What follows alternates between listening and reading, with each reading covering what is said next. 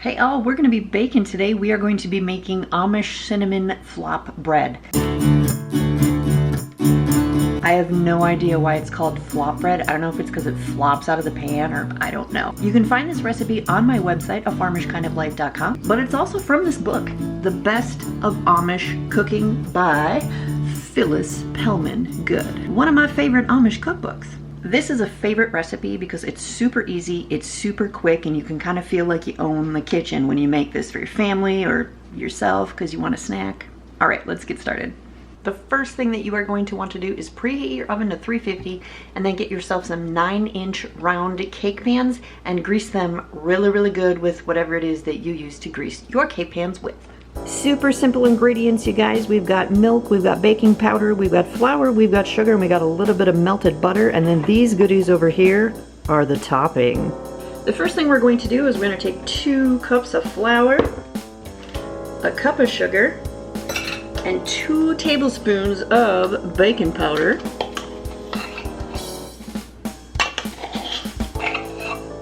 Get that in there.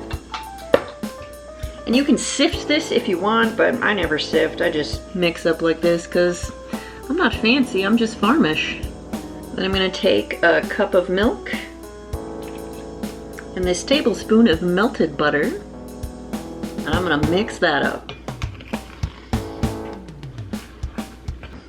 Now when you get this done, it's gonna be really thick and it's not gonna look like it's gonna fill up 2 pans, but trust me, we know what we is doing here. We's following the Amish.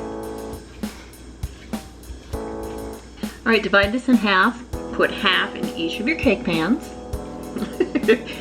It does not want to cooperate today. I will spread that around. Now the recipe says to sprinkle the top with flour and brown sugar and cinnamon and then push butter into it. I don't know why you're supposed to sprinkle flour on the top. I have no clue, but I'm not gonna doubt the Amish. The great thing about this part is we don't measure. A little brown sugar on the top of both of them.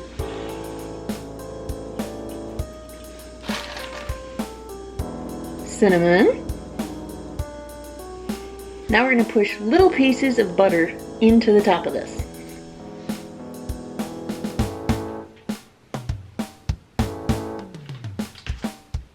Ain't they pretty? There we go. We're going to pop these in the oven. We're going to let those bake for 30 minutes and then we are going to test the awesomeness of this recipe. Something else that you can do if you want to be really crazy is before you bake it, you can actually shove little pieces of cream cheese in it and put caramel over the top if you want some really extra special awesome. That is not part of the Amish recipe.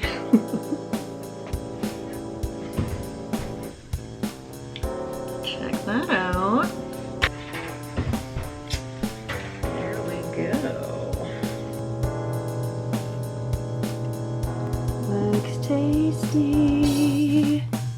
We'll get those out of the pans in a bit. There, we've got it all plated up. As you can see, it's a really thin bread, and now we are going to cut this into little triangles and we are going to eat it warm because it is best warm.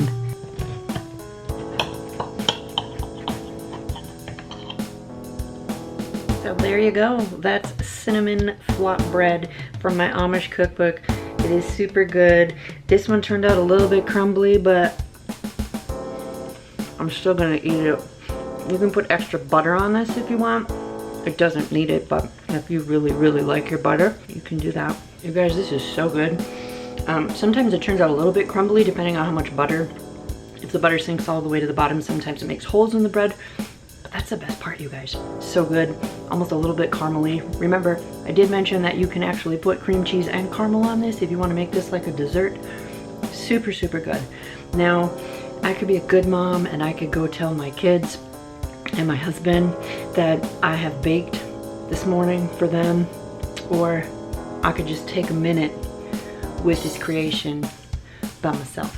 Be sure to check out the rest of my recipe videos and all the other videos. Subscribe if you haven't subscribed to the channel. Click the little dingy bell so you know when I'm putting out more content, and I'm gonna go eat.